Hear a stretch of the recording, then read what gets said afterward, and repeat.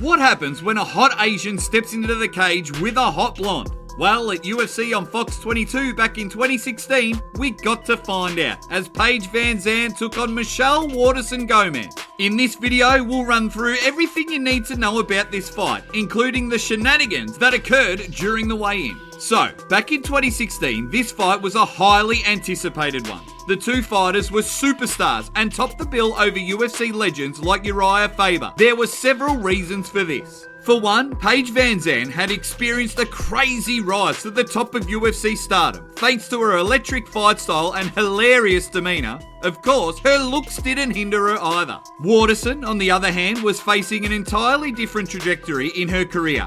In the 15 months leading up to this fight, she had suffered a terrible hand injury, which had forced her to cancel all of her scheduled fights and lose out on the chance to fight for a title. And of course, her paychecks. So, for both fighters, this was a big moment. For Paige, it was her opportunity to test herself against elite competition again and prove that she was in with a title shot after a recent loss to Nurmagomedov. But for Waterson, it was an opportunity to get back into fighting swing and move past the injury that had plagued her career for over a year. During the pre-fight build-up, the two good-lookers were extremely respectful toward one another. Waterson, however, was quick to point out while VanZant had been busy dancing in her youth, she had been training in martial arts and therefore had the skills and experience to beat Paige in the octagon. Then, when the weigh-in came around, something completely unexpected happened. On the night before a fight, most fighters are in kill or be killed mode. They want to take their opponent's soul. However, when Paige stepped off the scale to face off against the karate hottie, she used the stage to show off her dance moves? Yeah,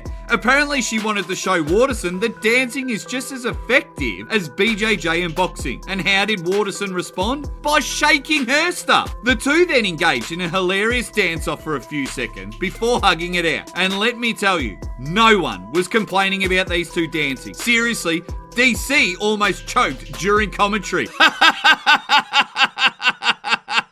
I bet that wasn't a part of the job description. The two wished each other well and walked off the stage, ready to meet one another in the octagon. And let me tell you, when that cage was locked, all niceties went straight out of the window. As soon as the fight kicked off, Waterson took center of the octagon, while Paige circled around her, trying to find her rage with some feints and body kicks. However, Waterson was like the Terminator there. She found a home for a side kick early and relentlessly stalked down Paige, not giving her a second to feel out the fight. Eventually, Waterson was able to get Paige pinned to the cage, giving her the opportunity to land a takedown with a perfectly executed hip throw. As soon as the fight went to the floor, Paige looked completely out of her depth. Waterson kept Paige in a body lock at will, allowing her to transition to Paige's back and throw in submission attempts. She eventually found a home for a rear naked choke, submitting Paige in the first round. And just like that, the blueprint on how to defeat Paige was out there. Rose had choked her out, Waterson had choked her out, and two of her three next losses would come by way of submission. Ultimately, this fight was one of the most entertaining female headliners we've ever seen. The pre-fight antics were hilarious. The fight itself, while short, was extremely entertaining. And of course, both of these fighters are deemed some of the hottest in UFC history, which you know